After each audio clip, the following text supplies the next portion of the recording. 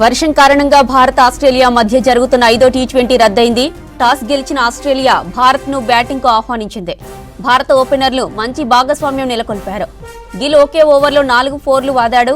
4.5 ఓవర్లలో భారత్ వికెట్ నష్టపోకుండా 52 పరుగులు చేసింది. ఆ తర్వాత వర్షం పడడంతో మ్యాచ్ ను ఆపేశారు. స్టేడియంలో భారీ వర్షం కురవడంతో మ్యాచ్ ను రద్దు చేస్తున్నట్లు ఎంపైర్స్ ప్రకటించారు. దీంతో 5 మ్యాచ్ల టీ20 సిరీస్ భారత్ 2-1 తేడాతో కైవసం చేసుకుంది. ఇక ప్లేయర్ ఆఫ్ ది సిరీస్ గా అభిషేక్ శర్మ నిలిచాడు.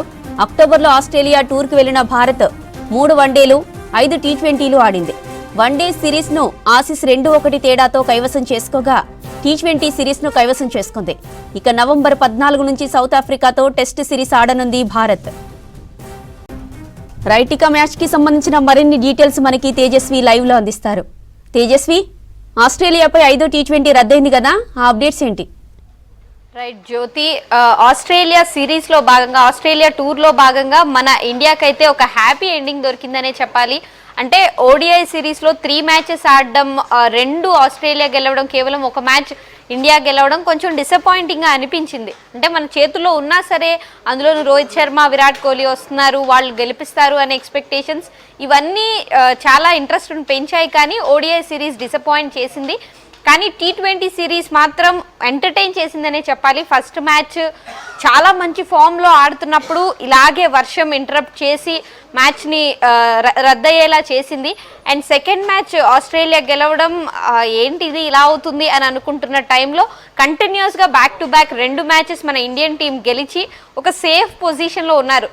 సో అందువల్ల ఈరోజు మ్యాచ్ ఓడిపోయినా సరే మనం 2-1 లీడ్తో ఈ సిరీస్ని అయితే కైవసం చేసుకోవడం జరిగింది. అండ్ ఈ రోజు కూడా అభిషేక్ శర్మ అండ్ శుభ్మన్ గిల్ చాలా మంచిగా స్టార్ట్ చేశారు. అండ్ అభిషేక్ శర్మ ఈ టోర్నమెంట్లోనే తను బెస్ట్ పర్ఫార్మెన్స్ ఇచ్చాడని చెప్పాలి. అండ్ దాంతోనే చాలా యంగ్ ఏజ్లో చాలా తక్కువ ఇన్నింగ్స్లో తను 1000 రన్స్ కూడా క్రాస్ చేయడం జరిగింది. సో అభిషేక్ శర్మ ఆటని అంటే తను చాలా అగ్రెసివ్గా ఆడతాడు. సో అలాంటి సిచ్యువేషన్లో ఒక్కొక్కసారి కలిసి వస్తుంది, ఒక్కొక్కసారి కలిసి రాదు. అండ్ ఈ ఆస్ట్రేలియా సిరీస్ అయితే తనకి బాగా కలిసి వచ్చిందనే చెప్పాలి. అండ్ 1000 రన్స్ క్రాస్ చేయడం. అండ్ ఆస్ట్రేలియా గావాలో 2018 తర్వాత ఇంతవరకు ఒక్క మ్యాచ్ కూడా ఓడిపోయినది లేదు. ఈరోజు గావాలో అలాంటిది ఒక సిరీస్నే ఇండియాకి ఇచ్చేయాల్సిన సిచ్యువేషన్ వచ్చింది. అండ్ వాళ్ళకి ఎక్కడో వాతావరణం కూడా అనుకూలించలేదు ఈసారి. ఒకవేళ ఈరోజు మ్యాచ్ జరుగుతుంటే మేబీ గావా చాలా మంచి గ్రౌండ్ అండ్ బాగా రన్స్ వచ్చే గ్రౌండ్. సో వాళ్ళు బాగా పర్ఫామ్ చేసే ఛాన్స్ ఉండేదేమో. సో వాళ్ళకైతే ఛాన్స్ లేదు. అండ్ ట్రావిస్ హెడ్ లాంటి వాళ్ళు కూడా ఆడని సిచ్యువేషన్ ఉంది. మిచెల్ మార్ష్ మీద ప్రెషర్ పడింది, అంటే తనే రన్స్ స్కోర్ చేయాల్సిన పరిస్థితి. అండ్ వాళ్ళ బ్యాటింగ్ ఆర్డర్ కూడా చాలా వరకు ఫెయిల్ అవుతూ వచ్చింది. సో ఈ మ్యాచెస్లో టీ20 పరంగా ఇండియా ఎంత స్ట్రాంగ్గా ఉంది, మన ఇండియన్ యంగ్ టీం ఎంత స్ట్రాంగ్గా ఉంది అని అయితే ప్రూవ్ చేశారు. ఎందుకంటే ఆస్ట్రేలియాలో వెళ్ళి ఆస్ట్రేలియాని కొట్టడం అంటే అదంత ఈజీ టాస్క్ కాదు. అలాంటిది మన యంగ్ టీం ఇప్పుడిప్పుడే నేర్చుకుంటున్నారు. అలాంటి సిచ్యువేషన్లో సూర్యకుమార్ యాదవ్ చాలా మంచి క్యాప్టెన్సీ చేశాడు. తను అంటే బ్యాట్తో అంత బాగా స్కోర్ చేయలేదు, కానీ తన క్యాప్టెన్సీ మాత్రం ది బెస్ట్గా పర్ఫామ్ చేశారు.